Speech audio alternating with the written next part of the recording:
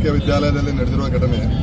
ಅಲ್ಲಿ ಮೋಮಿತಾ ಅಂತ ಒಬ್ಬರು student, second year PG student. ಅವರು ಅಲ್ಲಿರುವ ಕೆಲವು ಪಟ್ಟಭದ್ರ ಶಕ್ತಿಗಳಿಗೆ, ದುಷ್ಟಶಕ್ತಿಗಳಿಗೆ ಅವರು ಸೊಪ್ಪು ಹಾಕದೆ ತಮ್ಮ ಕೆಲಸವನ್ನು ಮಾಡುತ್ತಿದ್ದಾಗ ಅವರ ಮೇಲೆ ಸೀಟ್ ತೀರಿಸಿಕೊಳ್ಳಲು ಅಲ್ಲಿಯ ಪ್ರಿನ್ಸಿಪಾಲು, ಅಲ್ಲಿಯ ಸೂಪರಿಂಟೆಂಡೆಂಟ್, HOD ವಾರಕ್ಕೆ 3 ಸಲ 36 ಗಂಟೆ ಡ್ಯೂಟಿ ಹಾಕ್ತಾ ಇದ್ದಾರೆ.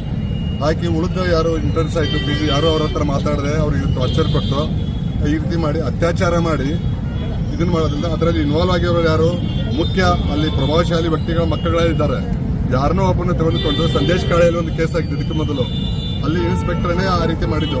ಏನಂದ್ರೆ ಒಬ್ಬ ಬೇರೆದವ್ರನ್ನ ಕರ್ಕೊಂಡು ಬಂದ್ಬಿಟ್ಟು ಅವನು ಉಗುರು ವಿಕ್ಟಿಮ್ಗೆ ಹಚ್ಚಿಬಿಟ್ಟು ಅದೇ ಇವರೇ ಮಾಡಿದ್ದು ಅಂತ ಕೇಸ್ ಮುಚ್ಚಾಕಿದ್ರು. ಇದರಲ್ಲಿ ಅವನು ಸಂಜಯ್ ರಾಯ್ ಅಂತ ಹೇಳಿ ಅವನು ವಾಲಂಟಿಯರ್, ಅವನು ಹುಡುಕ ಇದ್ದಾನೆ, ಇದನ್ನಾನೆ ಅವನಿಗೆ ನೀವು ಇಷ್ಟು ದುಡ್ಡು ಕೊಡ್ತೀವಿ, ನೀವು ಒಪ್ಕೊಂಡ್ಬಿಡಪ್ಪ ಅಂತಿದ್ದಾರೆ. ಅವನು ಒಪ್ಕೊಂಡಿದ್ದಾನೆ. ಇದಕ್ಕೆಲ್ಲ ನಾವು ಖಂಡಿಸ್ತಾ ಇದ್ದೀವಿ. ಈ ರೀತಿ ಆದ್ರೆ ವೈದ್ಯಕೀಯ ನಮ್ಮ ಡಾಕ್ಟರ್ಸ್ ಯಾವ ರೀತಿ ನಾವು ಕೆಲಸ ಮಾಡಬೇಕು ಅಂತ. ಆಮೇಲೆ ಜನರಲ್ ಪಬ್ಲಿಕ್ ಆದಷ್ಟು ಈ ನಿರ್ಭಯಾ ಕೇಸಲ್ಲಿ ಎಷ್ಟು ರೀತಿಯಿಂದ ಇದನ್ನ ಮಾಡಿದಿರಲ್ಲ ಚಳವಳಿ, ಆ ರೀತಿ ಇಲ್ಲಿ ಎದ್ದು ಕಾಣ್ತಾ ಇಲ್ಲ. ಯಾಕೆ ವೈದ್ಯರು ನಿಮ್ಮ ಸೇವೆಗಾಗಿ ಇರೋದು, ಜನರ ಸೇವೆಗಾಗಿ ಇರೋದು. ಆಮೇಲೆ ವೈದ್ಯರು ನಾವು 5 ವರ್ಷ ಅಲ್ಲದೆ 3 ವರ್ಷ ಮತ್ತೆ ಹಗಲು ರಾತ್ರಿ ಕೆಲಸ ಮಾಡಿ ಓದಿಬಿಟ್ಟು ಒಂದು ಡಿಗ್ರಿಗೆ ಬಂದಿರ್ತೀವಿ. 24 ತಾಸು ನಮ್ಗೆ ಕೆಲಸ ಮಾಡ್ಬೇಕಂತಾರೆ.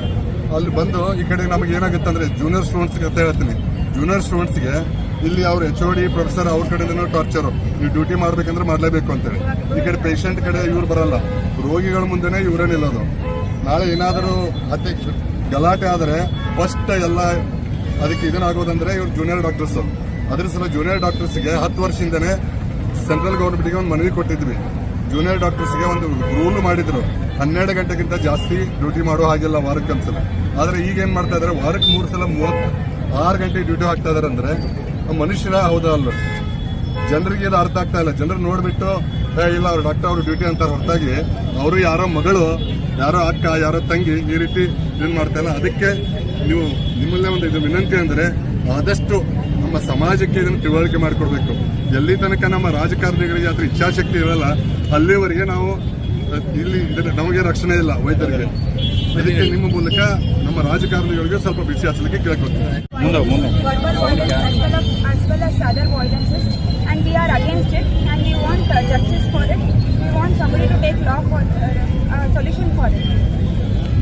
ಗೋಕಾಕ್ ಇಂಡಿಯನ್ ಮೆಡಿಕಲ್ ಅಸೋಸಿಯೇಷನ್ ವತಿಯಿಂದ ಎಲ್ಲ ವೈದ್ಯರು ಮತ್ತು ವೈದ್ಯ ಸಿಬ್ಬಂದಿಗಳು ಕೂಡಿ ನಾವು ಬಸವೇಶ್ವರ ವೃತ್ತದಲ್ಲಿ ಬಹಳ ಬೃಹತ್ವಾದಂಥ ಸ್ಟ್ರೈಕನ್ನು ಮಾಡ್ತಾ ಇದ್ದೀವಿ.